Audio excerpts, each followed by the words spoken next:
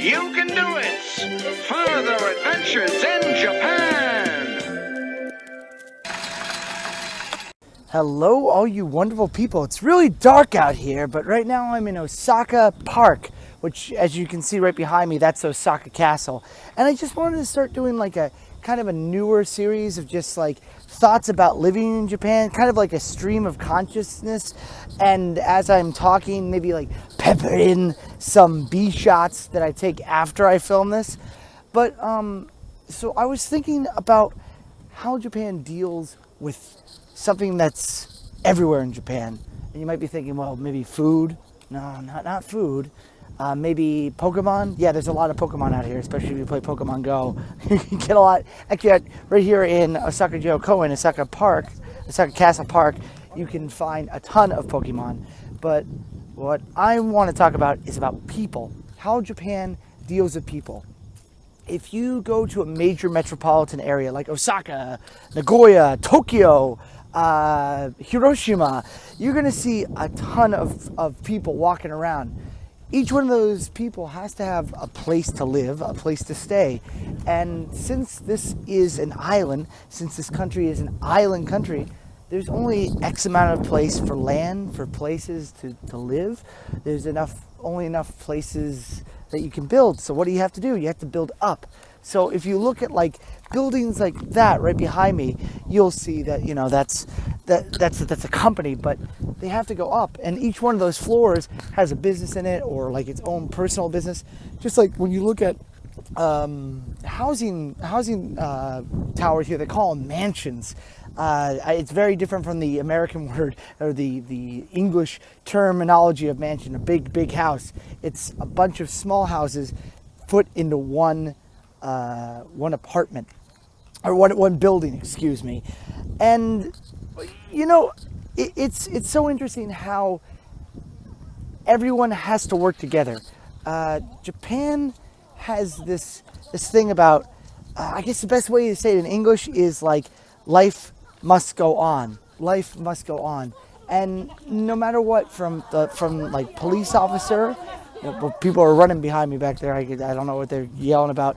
Like from police officers to servers, every day, life must go on. So you have to work with everyone else, and you have to like kind of, oh, hold on, look at this shot of the Osaka Castle right behind me. It looks so awesome, and I just look so minuscule. Well, my face looks big because I've got a big face, I guess, and a huge nose. It's my nose that looks big. Anyway, everyone kind of has to work together to make sure that tomorrow everything operates. So for example, if there's an earthquake, there's a Jishin, which is earthquake in Japanese. There's a Jishin. If you can go to work, if you can make it in, possibly, you're expected the next day to go into work because life must go on. In Japan, if you get sick, if you catch a cold, guess what? You are strapping a mask on your face and you are going into work. There is no ifs, ands, or buts out of it. Except for maybe if you get influenza. Influenza, you can affect other people. And for that wonderful privilege, you'll probably have to go to a doctor. You'll get a note that says, yes, you are sick. The doctor will hand it to you and he'll say, here, please give me 40,000 yen, like $40 to prove that you're sick. And you show that to your company or send it to your company via email. And more than likely, the next day, tomorrow, you will be going into work because you're expected, or you might get another day off. But more than likely, you have to prove that you are sick. Really, everyone out here, if they feel sick or they think they're about to get sick, they put on masks over their face to avoid affecting the community. And that's what Japan is. It's a communal society. One of the biggest fears, it was pulled in some article that I read one day a long time ago in a galaxy far, far away, that many people and students think that one of the biggest threats to Japan is individuality. You know, you try your best to blend in with the culture. You try your best to make sure everything works. That can mean that people sometimes go by the wayside. Individualism can be put by the wayside, which, to go off on a little bit of a tangent, that's why it's great to be a gaijin in Japan, gaijin meaning foreigner, because people will come up to you, ask you questions, ask you stuff about politics, about religion, stuff that's like taboos. You can't talk about them in Japan because that's just not how the way it works. So I really like being a foreigner in Japan because people ask me questions that they shouldn't. There's the best way I can say it, in Japanese culture, you're supposed to say that you show the face that you're supposed to show. You hide your true face. You show the face that the community wants to see, so you can work together in order to make the days good. Speaking about things running on time, Japan is known for their train systems to run almost always on schedule. Like a couple of minutes behind is pretty much unacceptable. But you know, every once in a while, I'm not saying that trains don't run late. If you read online that trains never ever run late, you are actually barking up the wrong tree, because trains run late out here all the time. Maybe like a minute or two, maybe 3 minutes or two. But if you go, I think, more than 5 or 10 minutes late, the company will hand you a little receipt saying that we were late, we're really sorry. People get really upset if you cause a train to sorry, there's people running over. Sumimasen, gomenasai. Don't want to get in their way. They're running up this hill here.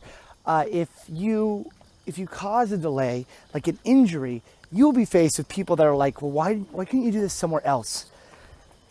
So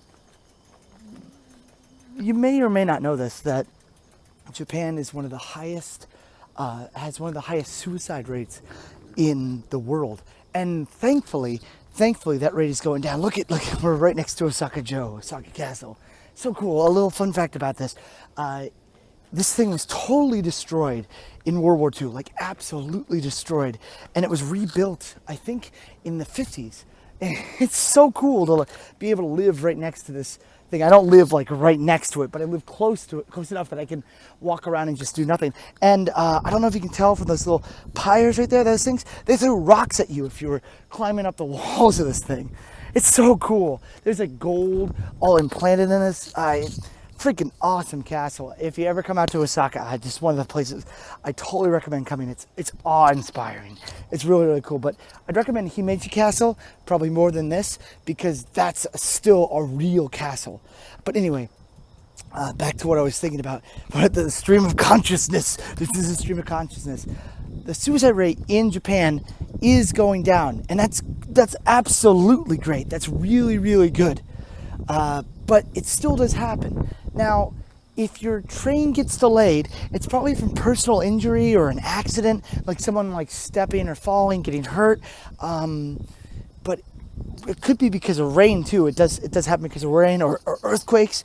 In Kyushu, there was a big earthquake, and one whole line was down for weeks because the lines are broken. There was a huge earthquake. It was one of the most powerful earthquakes in a long time. Like, I think about 50 people died and 3,000 people were displaced or hurt from that. So if you wanted to go to Nagasaki last April, you couldn't because of the Jishin, the earthquake, as you learned just a couple minutes ago what that means. Man, this is so cool. I just want to get this in the background. It's huge. It's really big. There's a huge museum in there too. And if you go up there, there's swords and stuff. There's a whole 2 floors that you can't take pictures of because some of the stuff in here is like national treasures. But if you somehow delay the trains, you are one of the worst people in the world. You know, everything has to work on time here. Everything has to be in order. People have places to go, family to see, work to do, beers to drink. You know, you give the reason. There's a million reasons why, but I think that's cool too. They added a handicap way in, so if you have a wheelchair, you can actually walk into the castle. But I gotta stay on focus. I gotta stay focused. When you stop that and you cause that, people get really upset. And generally, if you're on a train and it stops and it doesn't go anywhere, congratulations, You've just experienced someone killing themselves. People do throw themselves in front of trains sometimes. Sometimes it's by accident, but if it does happen, the cops have to get involved, and they do show up, and they're like, we have to deal with this. We have to make sure this isn't a murder, and why did this guy kill himself? And if you threw yourself in front of a train, you probably wouldn't get much sympathy from the people that were going to work or going to see their family. You made them late. You would get, like, more than likely insulted. Like, why couldn't you do this somewhere else? Maybe that's why there's a famous forest in Japan that's known for people to commit suicide, because it's someplace that they don't affect anybody. They don't affect anyone. Which, saying that there's a forest in Japan that is known for people committing suicide, that means there's a scoochie bit of a problem, which is absolutely insane to me. But that's, as they say, life and death and love and birth and peace and war on the planet Earth. I've experienced this problem on a train twice. Once I was on travel in Nara, and someone decided that they were just going to stand on the train tracks. Why? I have no idea. Why did they do that? Why did they decide to do that? I don't know. But the conductor said in Japanese, there's someone on the train tracks. We're going to go and try to get him off. They talked to them, and they got him off. Thankfully, the guy didn't get run over by the train. They're not inhuman. I mean, like, they're not gonna get, like, super pissed off and just kill them. But they actually walked about the train. This happens a lot. And second time was not a death, thank God. I was in Tema, which is right next to Osaka. I was going to work, Osaka Station, and there was some guy passed out. Why'd he pass out? I don't know. Maybe he was a salaryman, had a long night of drinking the night before. Maybe it was super hot. It was in the middle of the summer, and he got heat stroke, and he passed out. I watched him get on a stretcher. They had to stop for maybe about 3 minutes at the station, 3 minutes delay. Now, I was in the car with a man that took this as a personal offense. He actually went, after we got off at Osaka Station, my destination, he got out and started punching every single LCD screen and every poster that he could see. I think he might have broke one LCD screen. It's not my place to judge or place to even say that he did or did not. But he was just bam, bam. Obviously, that guy probably doesn't deal with his problems in a rational way. But I don't know whether to empathize with the man or to say, like, this guy is crazy. He's like the angriest guy in Japan, which I don't think that's at all. It's just culture. You have to be there on time. You've got to be there at the exact appointed time. And you not only have to be there on time, you have to be there 5 minutes, 10 minutes ahead of time to make sure you are there. Just another side tangent. I'm right in front of the Osaka castle. This is a time capsule that was set during the Expo 70. This is a time capsule right here. It's going to be open in the year. It's really dark here. Let me see. There's another one in English over here. I'm still not good with Japanese. I've been here for an entire year. It's not going to be open into the year 6,970. So 6,970. That's a long time to wait for that thing. There's actually two time capsules buried in there. So if you guys happen to be around during that time, come on down to Osaka Castle, and you'll see what's inside that time capsule that was buried in the 1970s. But back on the thought of people getting angry over being late. Now, that guy that caused the accident, was he hurt? I don't know. Was he passed out? I don't think he was dead. He had a lifeless body, but he looked more passed out than anything. It just seemed that he was gone. Just passed out, not dead. But this guy got so mad about it, and that's just something to say that people can die. And people just get really upset, and you have to go somewhere else to kill yourself. that being said, why do so many people kill themselves in Japan? Well, there's, like, remember what I said about the faces? I'm gonna drink some water here. Hold on one sec. Get some water.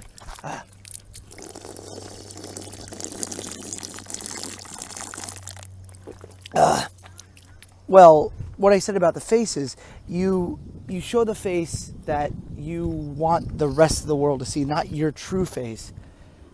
In Japan, the idea of a therapist is a foreign concept. There are people that do talk. Of course, there are people that talk, and that's one of the cool things about being a gaijin. Like I said, people will talk to you, and people will tell you things that normally they would say nothing about, which I think is amazing. But you know, one of the most important things is that you really need help. If you can understand the words that I'm saying right now and you really need help, you're in Japan, you're anywhere around the world and you can understand what I'm saying right now, I'm going to put some links in my description that you can call. If you want to call any sort of number to help you in any sort of way, I want to make sure that I'm actually giving you an option so you can help yourself. Check yourself before you wreck yourself, as they say, in the most serious tone I can possibly make.